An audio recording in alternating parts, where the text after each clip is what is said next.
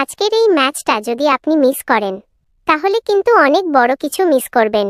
কারণ আজ মাঠে নামছে কলকাতা নাইট রাইডার্স আর লখনউ সুপার জায়ান্টস। একদম হাই ভোল্টেজ ম্যাচ। আসসালামু আলাইকুম ভাইরা, আজকের ভিডিওতে আমরা দেখে নেব এই ম্যাচে কে জিততে পারে আর কোন প্লেয়ার হতে পারে আসল গেম চেঞ্জার। প্রথমে কথা বলি কলকাতা নাইট রাইডার্স নিয়ে। এই টিমের সবচেয়ে বড় শক্তি হলো তাদের পাওয়ার হিটাররা, বিশেষ করে অ্যান্ড্রে রাসেল। এই একজন প্লেয়ার একাই ম্যাচ ঘুরিয়ে দিতে পারে।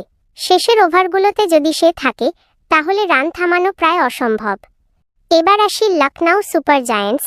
এই টিমের নেতৃত্বে আছে কে রাহুল। সে যদি একবার সেট হয়ে যায় তাহলে বড় ইনিংস খেলা তার জন্য কোনো ব্যাপারই না। তার সাথে মিডল অর্ডারেও আছে দারুণ ফিনিশাররা।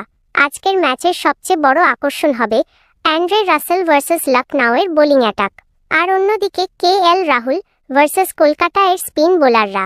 এই দুইটা লড়াই ঠিক করবে ম্যাচের ফলাফল।